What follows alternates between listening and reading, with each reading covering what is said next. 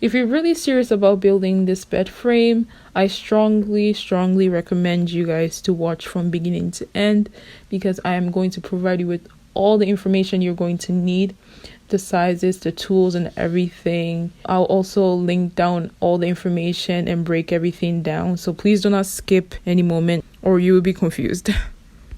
First, I'm going to show you guys what you're going to need. I'm building a queen size bed frame. Keep in mind, if I were you, I'll screenshot because I'm going to share a lot of information. Basically, plywood, 4 of the 2x6. I think mine was 70 inches long. 2 of the 2x4s, 2 of the 2x10s, 2-inch form, some batting, crystal buttons, lots of crystal buttons, decorative strips, stretchy fabric of your choice. I recommend faux leather materials.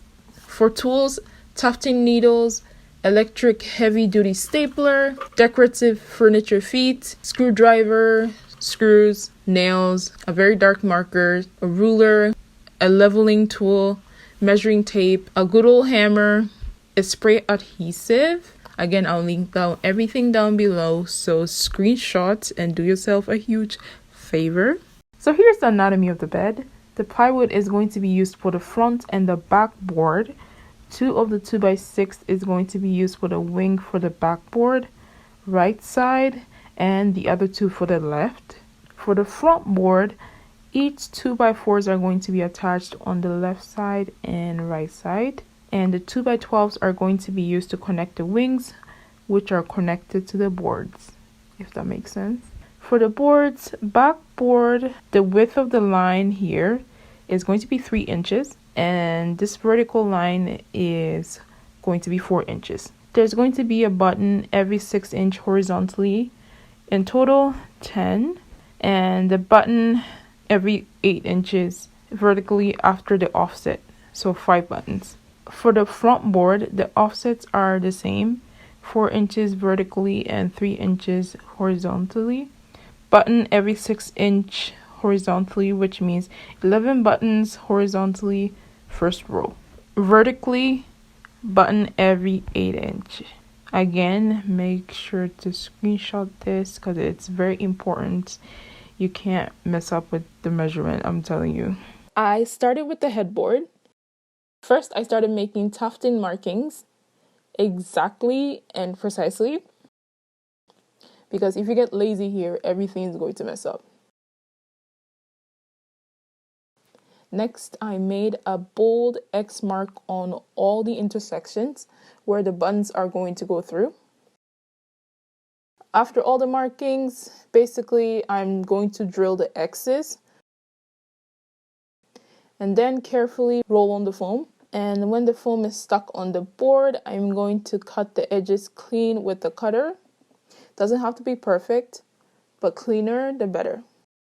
Next, I'm going to cut a hole on the foam.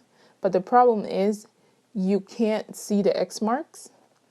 So what I did was I went under the board, poked the foam through the hole straight up using the 90-degree ruler, and marked a dot on the foam following the needle down. And that's how I was able to make precise markings on the foam. Next, I'm going to cut 1-inch diameter hole. Here, I'm making a marking.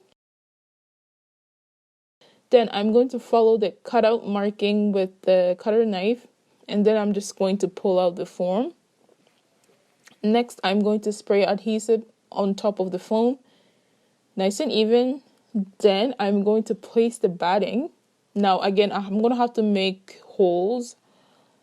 Yes, again. This one is easy though. Basically, I'm pressing my finger against the batting and trying to find a hole, which is easy because the foam already has a hole. Then, when I actually find a hole, I'm making an opening with a pair of scissors, like this. And this is what the batting looks like after I open all the holes. Okay, now it's finally time to start tufting. I'm covering the batting with the fabric first, making sure to leave about, I would say like 3 to 5 inches on the sides. Since this is my first time, I'm starting with the top roll. Like batting, I'm pressing my finger against the fabric to find a hole while making a fold like this. This fold is going to be the top vertical line, design-ish. And then I'm pulling the thread through the hole. To secure the crystal button, I am pulling the thread as tight as I can, horizontally, almost touching the board. And with a staple gun, stapling the thread twice as tight as I can. And then I'm kind of creating this zigzag pattern and stapling at the same times. I did this about 4 to 5 times.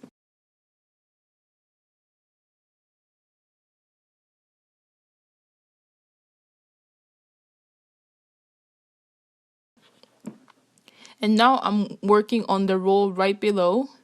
And this is where the diamond shape is coming through, I guess. I'm making sure to create that fold nice and clear. But, and I really don't want you guys to make the same mistake I made here. I made the buttons on the first roll too tight together. I taught the material too tight, if that makes sense. As in, I didn't leave any extra wiggle room, if that makes sense. Like you see the line here, it's showing that the fabric was too tightly taut. And that is literally the reason why it's cutting through the foam. Hence, I was struggling here to make that diagonal fold. It's like when your first row is not perfect, the second row you struggle.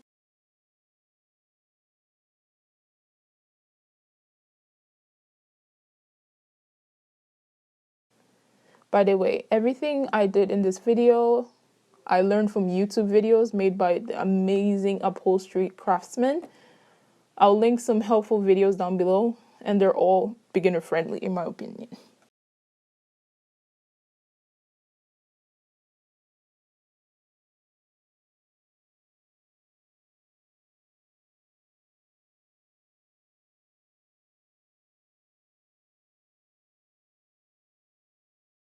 Here I'm showing you guys the same method on the second board, actually.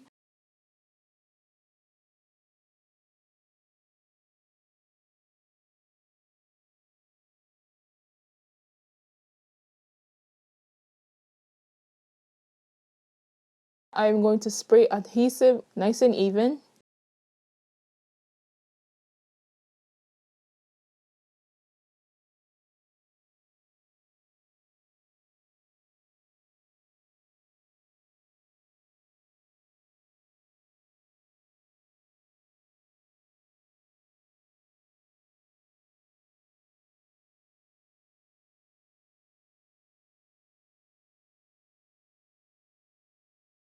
But this time I left a lot of fabric between the buttons, as you can see. Because of the extra fabric, it's so easy for me to create the diagonal fold on the second row.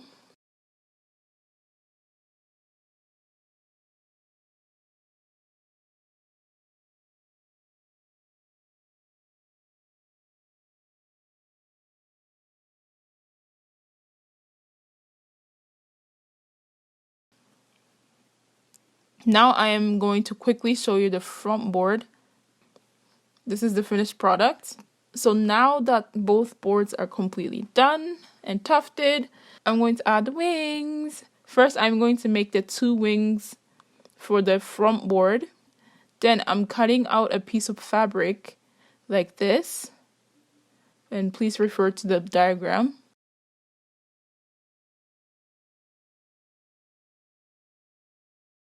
And then I sew these 2 sides together inside out. Then I flipped the fabric and inserted the 2x3. And basically closed the back. Not fully. I left some space in the middle because that's where the nails are going to be screwed in.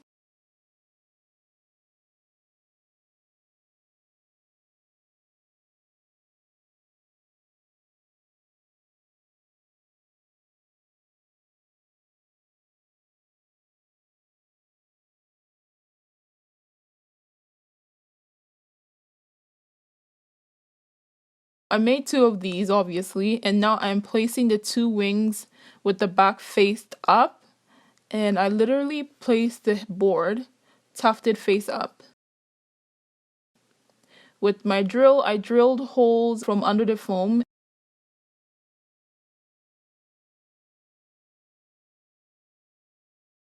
And now I am drilling in the bits to secure.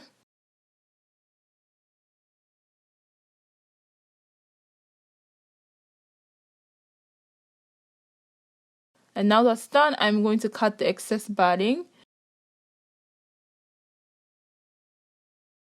And to seal the sides, I'm making the fold and stapling, also the edges. Now, to cover the staples on the sides, I'm going to cut out a strip of fabric and fold it 3-way and place it against the wood. And with the decorative strip, I'm securing the fabric just to create this design.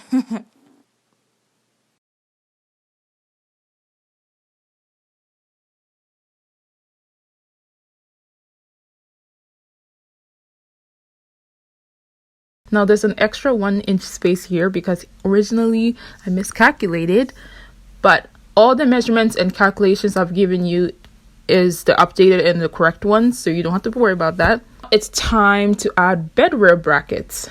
First, I'm making a hole for the female bracket. I've made the outline in dead center. I'm now using my carving tools to carefully carve out.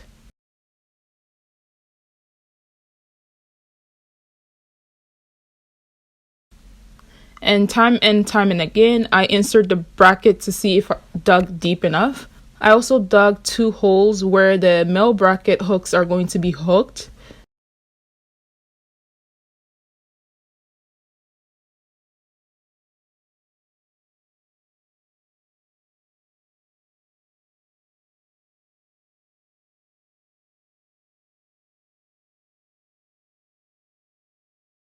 After I finished attaching the brackets, I wrapped a 2x6 with my fabric and stapled in place.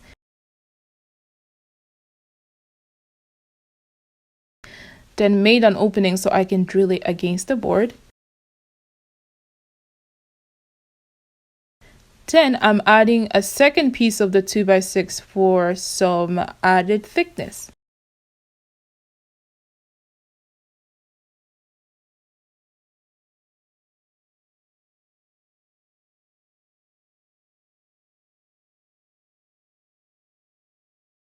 After that, I'm going to wrap the wing with the fabric and close it at the back.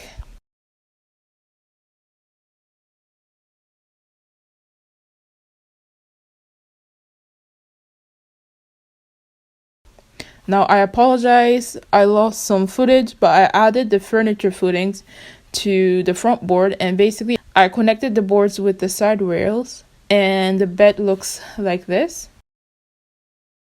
And much later on, I covered the back of the boards with the black fabric, and the frame you see inside is for stability.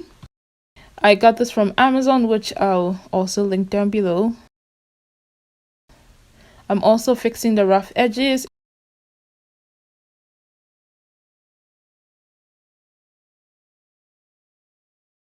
And I'm adding 2 lines of the decorative strips down the wings. And yeah, that's about it. I hope this was informative enough for you. If you have any type of questions, you can always ask me. Yeah, that's about it. Thank you guys so much for watching. God bless you. I love you. Bye. Mwah.